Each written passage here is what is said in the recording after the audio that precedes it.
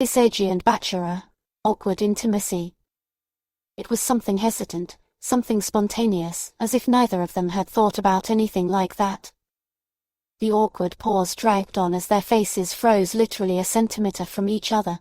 At that moment, Isagi, tilting his head slightly to the side and closing his eyes, moved a little closer. His thin lips casually kissed someone else's, so clumsily and so hesitantly. The first clumsy touch is followed by a second, equally weightless one. He continues to timidly touch again and again, touching your lips over and over again. A fire of confidence ignites inside, and selfishness grows. Surprisingly, Bachira didn't push him away at all, but he didn't respond to the kiss either. The latter was confusing, causing doubts to flutter in the air. Perhaps this gave rise to conflicting feelings in Isagi, irritation or a claim to authority. He wanted to be obeyed, but Bachira instilled in him that same enormous fear of being rejected. Still, it was too late to retreat. Maybe Meguro was just shocked by the situation. Is that why you froze and were afraid to open your eyes? Rising from his seat, Yoichi pressed his body forward a little, continuing to leave virgin kisses. He was afraid to move on to a tongue kiss. He was embarrassed, he didn't know how, he was afraid of making a mistake. He ran his trembling palm over someone else's warm cheek and buried himself in the thick strands. His fingers carefully ran through his hair. My heart beat faster from excitement. For the first time, Isagi felt scared, like a little boy. Finally, running his fingertips along his neck, he pulled away. He sat back down on the bed, turned away, just so as not to meet someone else's golden gaze. His hands dropped to his own knees, clutching the fabric of his sports uniform. Hey, Isagi, he drawled. Shut up. He really did not want Bachira to discuss this ridiculous, fleeting impulse with him. I wanted him to shut up, because right now the chatter was annoying the hell out of him. Isagi did not know whether he was upset or furious. Whoa, monster. You're doing it a little wrong. With a thoughtful look, Bachira completely ignored his words and moved closer, again closing the distance between them. Tenacious fingers grabbed the face of the main egoist and turned him back to his counterpart. Let me show you how to do it right. And Meguro immediately leaned his lips against his, but instead of the usual dry smack, he bit first his lower lip, then his upper. It's languid, as if I've tasted it. He opened his mouth and stuck out his tongue just to tease a little. He pecked his lips a couple of times, bit his lower lip one last time and pulled away to catch his breath. You need more practice, There is trembling in the chest, my heart is pounding and my ears are burning with shame. And my hands are sweating. It seems like the air in my lungs is running out. I want to catch my breath, but Isagi doesn't allow himself any liberties. He's afraid to scare him away. He did not understand what had happened at all. At what point did the best friend also, so easily, overstep his boundaries? Damn you, Bachira. He got angry. Are you kidding me? Yeah, he nodded, but didn't have time to finish being drawn into a deep French kiss. For such insolence, Bachira slightly bit his interlocutor's tongue, but still let him inside. He teases a lot, smiling maliciously through the kiss. Tongues intertwined, and in between quiet smacking and sobbing could be heard. Someone else's plump, moist lips beckoned Isagi even more, shining from droplets of moisture. He smoothly lowered his hands onto someone else's shoulders and weightlessly hugged them. Bachira was surprised, but was in no hurry to interrupt the tart kiss. He, too, grabbed both of the other's strong shoulders, squeezed them until their collarbones hurt, and then, breaking the kiss, pushed Yoichi with all his might onto the bed with his back. He surprisingly succumbed, as if a hostage to his own feelings, and completely driven by his desires remained lying there. What was happening turned my head. Meguro made himself comfortable on top, towering over him. The mouth greedily swallowed scraps of oxygen. He leaned down to be even closer, closed his eyes and kissed her again. A bright veil of sunlight covers the earth. May is a gorgeous, warm, awakening month. The sunbeams play on the walls of the room, forcing you to pay attention to them.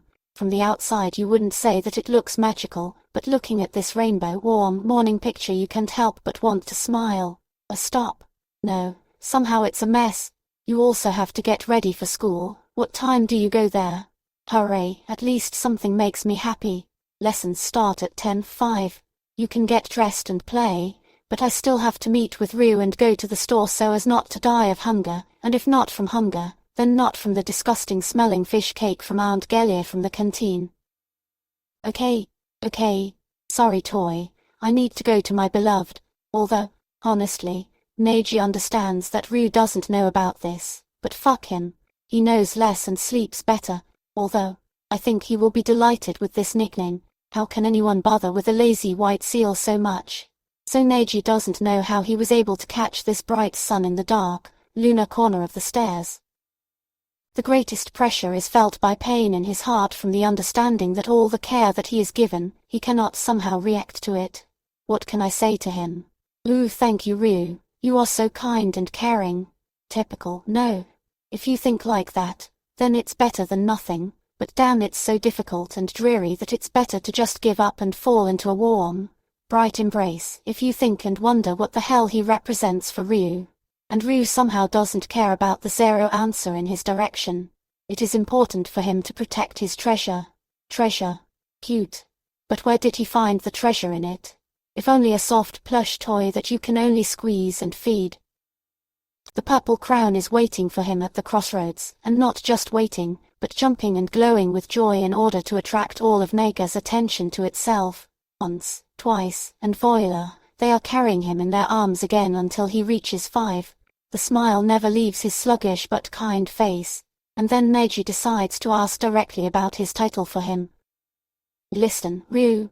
To attract the guy's attention at the carriage, he lazily patted his lavender crown, although there was no need to do this, because the boy was so focused on his treasure that it even seemed that if he uttered a word with just his lips, he would understand it. Something happened, and he doesn't even care. He's crying, smiling, and groaning, but he's carrying it tightly, and doesn't let go. Who am I to you? It seemed like a completely ordinary, but serious question. But even this question confused Ryu a little, although just a little. One could notice a bright crimson tint of embarrassment on his ear. What are you talking about? Are you not satisfied with something? The guy asked, hesitating a little. No, everything is fine. It's just that you waste so much time on me, and I don't even say a simple thank you to you. You know, the guy smiled a little, and then continued, I felt lonely. I achieved a lot, but material things did not give me as much pleasure as someone's attention. Football is my favorite pastime, and football also connected me, introduced me to you. So why do I attract you?